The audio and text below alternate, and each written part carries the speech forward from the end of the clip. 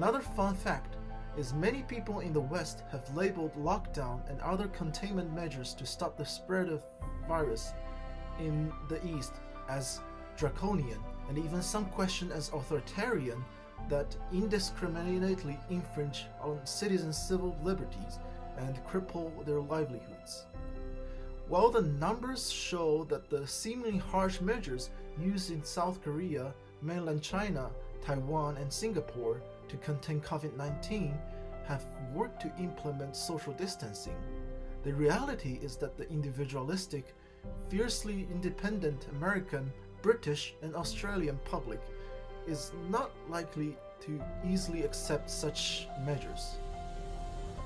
Geert Hofstede, renowned social psychologist, measured the differences in individualism and collectivism across nations.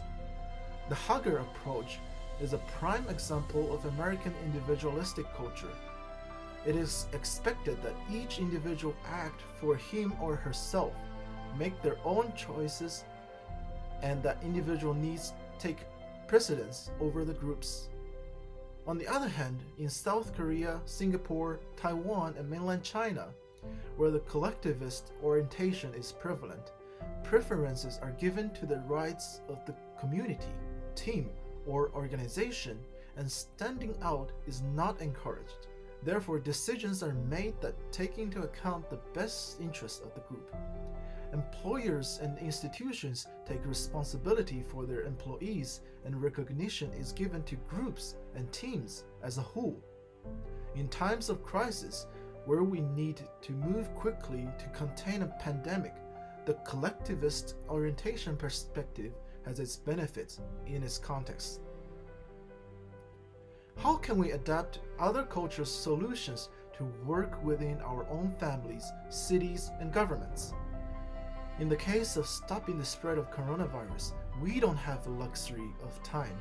We must quickly identify solutions from the countries that have succeeded and adapt them into our own system using innovative approaches so that more lives will be saved. While these are not fair nor right, it does present a teaching moment and opportunity to bridge a cultural divide between the East and West. We can lead with the attitude of humility to learn from each other and borrow lessons that can fit our own approach.